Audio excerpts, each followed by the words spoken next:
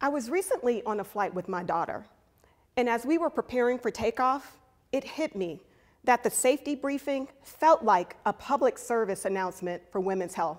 I know, sounds kind of crazy, but hear me out. The part that resonated with me the most is when they say, should an emergency occur, you should put your own mask on first before helping those around you. And so I immediately looked at my daughter, and my motherly instincts kicked in, and I couldn't imagine putting on my mask before assisting her. And the reality is, I put on everybody else's mask first, every day. I wake up in the morning at 5 a.m., scurry out of bed to get myself ready for the day, only to be ready at 6 a.m. to knock on my daughter's door and get her out of bed and hurry her around the house so that she can get ready for school, so that we can leave the house by 7 a.m. And then I commute an hour to drop her at school and then continue on to work. And then while I'm at work, I'm working so intently, only to jump right back in the car and drive another hour to pick up my daughter and then head home. And by the time we get home, I have to transition into my nightly routine of cooking and cleaning. And by the time all of that's done, it's 8 p.m. and I am completely exhausted. So I want us to take this notion about putting your mask on first and apply it well beyond a flight emergency. I want us to apply it to our everyday lives and to our health. And as women, we are the experts of putting everybody else's mask on, leaving little time and oxygen for self-care. So did you know that over 14% of American women are in poor health? And that's from a 2020 study. And I'm certain these numbers have increased during the current pandemic.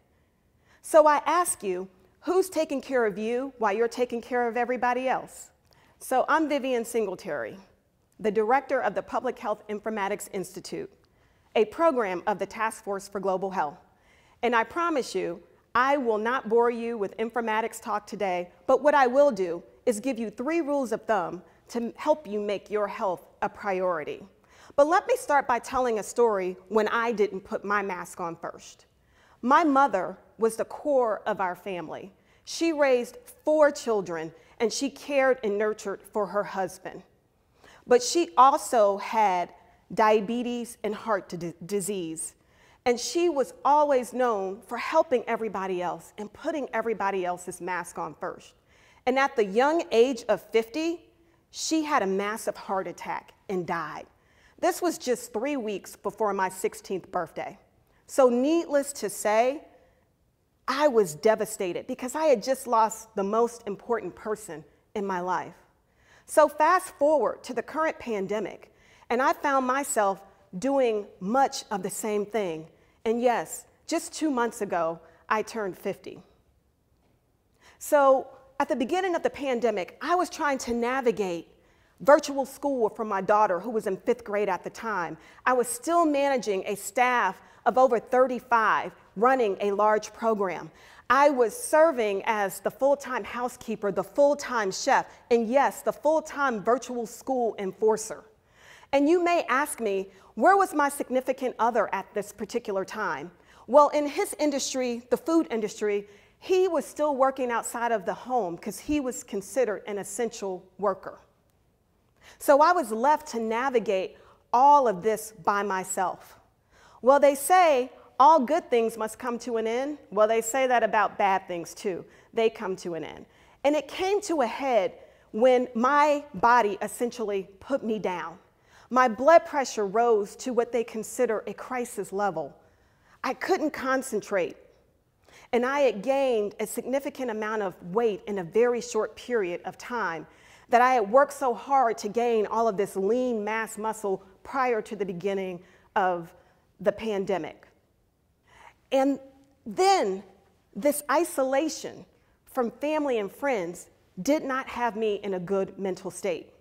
And to top it off, I was eating and drinking all of the wrong things to comfort myself. So you can see that I didn't put my mask on first, and I had to take a step back and make changes in my life so that I can survive. And I, of anybody, should have known better. I didn't want to leave my 11-year-old child without a mother. I know the pain of losing a parent at a very young age. And the irony of it all is that I work in public health and I lead this world-class team that is focused on developing health data systems and ensuring that you have all of the health data that you need to live your best and healthiest life. Yet I wasn't caring for myself. So this leads me to my first point about advocating for your own health. And advocating by yourself can sometimes be difficult. So I want to encourage you to find a health and wellness partner. And this partner is somebody that is going to be committed to your progress. They're going to hold you accountable. And they're not going to let you get away with all of these excuses that you come up with, and we know we can, about why you can't do something. And this person can be anybody. It can be your mother, your father, your sister, your brother, your neighbor.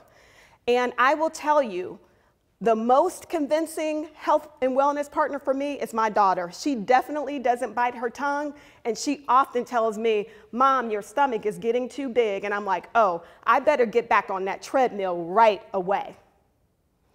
And in this vast world of connectedness that we have, you'll be surprised that you can find a health partner maybe on a platform, maybe as part of a group. In fact, one of my health partners is a friend that I have on Facebook. She recently beat breast cancer, and she constantly posts about the importance of getting your annual mammogram. And these posts serve to me as a reminder of the importance of self-care. So point number 2 is all about reclaiming your time. And we as women, we want to meet the expectations of everybody. And we're often socialized to put our caregiving skill set ahead of everything else. So picture this. The head of the PTA reaches out to you and asks you to participate in the annual bake sale. Your significant other texts you in the middle of the day to ask you to cook their favorite meal. You're tucking your child into bed at night and they're asking, "Hey mom, can I have a sleepover?" You open your email inbox and every single email that you open is a request. And yes, I'm talking about the promotional emails too, because they're not only vying for your time, they're vying for your money. Have you ever just stopped to think how many requests you get every single day? It can be overwhelming. And you can see how quickly your time becomes everybody else's time to make their wants, needs, and desires come true. So what I'm offering you is in no way a silver bullet about reclaiming your time, but what it does require is intention, an intention for you to craft your day around you and carve out a little bit of time for yourself. And whether that is 30 minutes to walk outside and get some rays and enjoy that time to yourself, or to work out or to meditate. But taking that time is incredibly important. And so by this time in my speech, you may be thinking about all of the things that you do every day and how overwhelming that can be. Or maybe you're even still thinking about the schedule that I described at the beginning of this talk.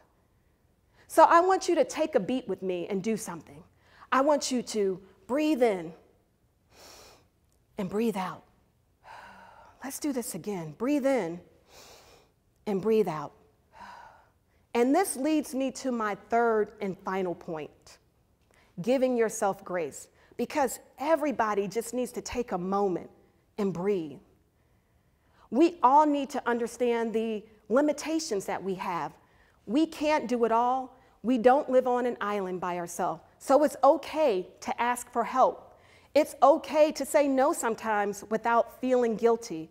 And it's okay to push back on maybe you can do something, but just not right now.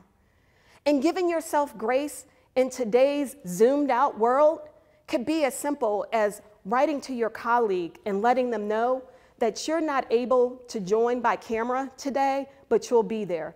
And I can guarantee you that they'll probably thank you for that because they're zoomed out too. So there you have it, the 3 rules of thumbs to help you make your health a priority.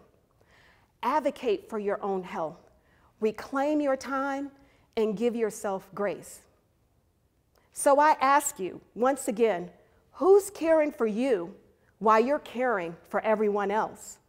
And the answer is you. So ladies, it's okay to advocate for your health, go through your health journey and put your health first. It's okay to carve out time for your day to just have a moment for yourself. And it's okay to say no and push back without feeling guilty. And all other genders, this also applies to you. And if you don't remember anything else about my speech today, always remember to put your own mask on first. Thank you.